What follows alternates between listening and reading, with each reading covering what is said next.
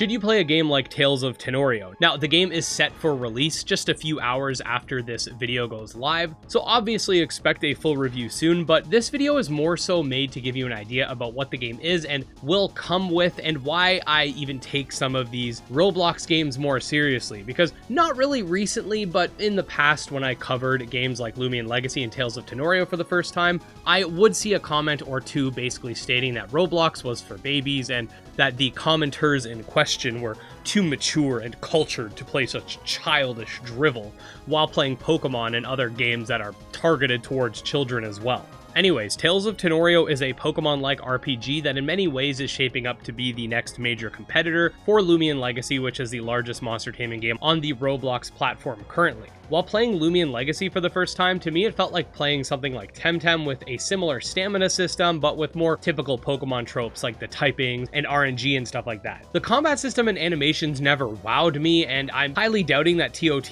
will either, but it was essentially a fun monster taming game that's an MMO that featured a decent enough story and some cool monsters with a low poly aesthetic. Tales of Tanorio is shaping up to be pretty similar in that regard. You can expect a Pokemon-esque turn-based battle system, and on launch, which essentially will be like an early access for the game, there's going to be over 100 Tanorians to capture, 100 plus items to discover, a couple stadiums, which are the game's version of a gym, with the post-launch updates bringing more very shortly. There's going to be a raid mechanic, mega evolution basically, various mounts, and a ton of other stuff. The game itself is also free to play, much like other titles on the platform, and also features that low poly aesthetic, which is expected on the Roblox platform and is sort of how the engine works. One cool thing I will say about it though is that if you have an avatar you decide to create, it'll actually be the same avatar for every game you play, so that's kind of cool. Anyways, there aren't a lot of MMO monster taming games to compare to, but I will say I had a lot of fun playing through a game like Lumion Legacy, as much so as I did playing through Temtem, and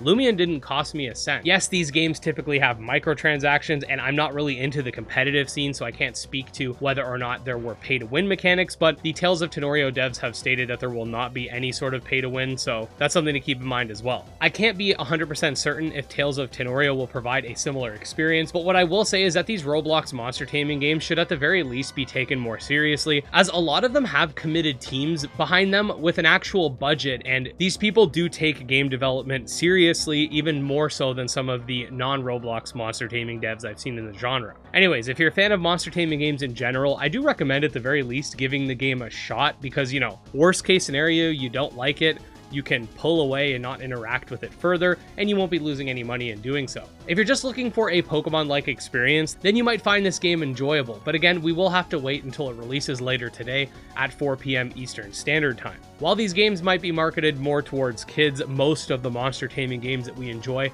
like Pokemon, and a lot of the games inspired by it, do the exact same thing, and acting like these games are beneath you or are silly to play because of the blocky appearance of the characters, which admittedly are a little bit funny whenever I see them, doesn't mean that these are bad games or not worthy of attention or whatever. As someone who covers the entire genre, I wouldn't be doing my job by ignoring monster taming games, even if they are on a platform that, let's just say, I'm not a huge fan of and has had its fair share of drama. At the end of the day, I think that the game's worth a shot, and if you're interested in more monster taming content, subscribe to the channel for daily videos, and if this isn't your thing, don't worry, I cover a wide array of titles within the genre, and there's something for everyone here. I'm hoping tonight I'll be able to put out my first Let's Play episode for the game for you guys. I gotta wait till I get home from work, and on top of that, I will be putting out any guides or breakdowns that I deem necessary based on your guys' requests and my time playing through it. Other than that, thank you guys so much for watching, and we'll see you next time.